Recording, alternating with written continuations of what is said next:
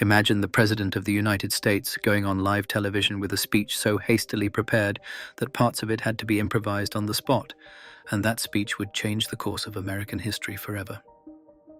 On June 11, 1963, that's exactly what happened when John F. Kennedy addressed the nation from the Oval Office, proposing what would become the Civil Rights Act of 1964. But let's back up. Why this night? Why this speech? Because earlier that very day, Alabama Governor George Wallace had literally stood in a doorway at the University of Alabama, attempting to block 2 black students from enrolling. Wallace had promised segregation now, segregation tomorrow, segregation forever, and he was making good on that promise until federal authorities forced him to step aside. Kennedy had been watching this drama unfold. He'd been cautious on civil rights up to this point, worried about losing support from Southern Democrats. But something shifted that day. The images from Alabama, combined with mounting pressure from the civil rights movement, convinced him that the time for caution had passed. So that evening, Kennedy decided to address the nation. And here's the remarkable part. The speech was put together so quickly that significant portions weren't even written down. JFK would have to speak from the heart. At 8 p.m. Eastern Time, Kennedy appeared on television screens across America. His message was unequivocal. He framed civil rights not as a political issue, but as a moral one. "We are confronted primarily with a moral issue," he said. "It is as old as the scriptures and is as clear as the American Constitution." He asked white Americans to put themselves in the shoes of black Americans. Who among us would be content to have the color of his skin changed and stand in his place? It was a direct challenge to the conscience of the nation. Then Kennedy laid out his proposal, comprehensive civil rights legislation that would guarantee equal access to public facilities, end segregation in education, and provide federal protection for voting rights. This wasn't incremental reform, this was a revolutionary restructuring of American society.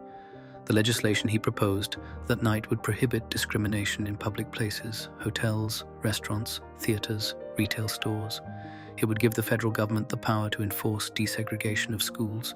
It would strengthen voting rights protections, and it would establish the Equal Employment Opportunity Commission to combat workplace discrimination. But Kennedy knew this wouldn't be easy. "This is one country," he declared. "It has become one country because all of us and all the people who came here had an equal chance to develop their talents." He was calling Americans to live up to their own stated ideals. The speech lasted just 11 minutes, but its impact would reverberate for decades. Kennedy had finally, unequivocally, thrown the full weight of the presidency behind the civil rights movement. The reaction was immediate and divided. Civil rights leaders were energized. This was the federal support they'd been demanding.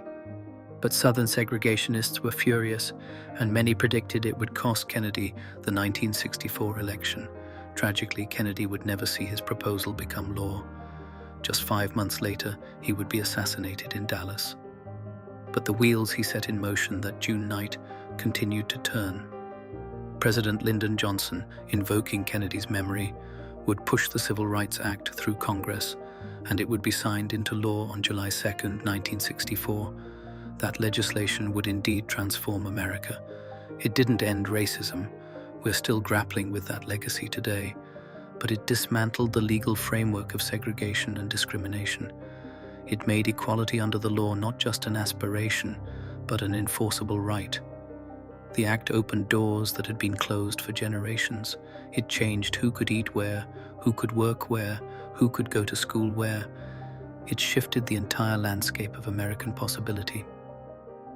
So here's what's remarkable about June 11, 1963. A president went on television, partly improvising, and proposed legislation that he knew would be politically costly, possibly fatal to his re-election chances. He did it anyway because, as he said that night, it was the right thing to do. And in doing so, he set in motion changes that we're still living with today. Sometimes history turns on a single speech delivered on a single night by a leader willing to risk everything for what they believe is right. June 11, 1963 was one of those nights, and America would never be quite the same.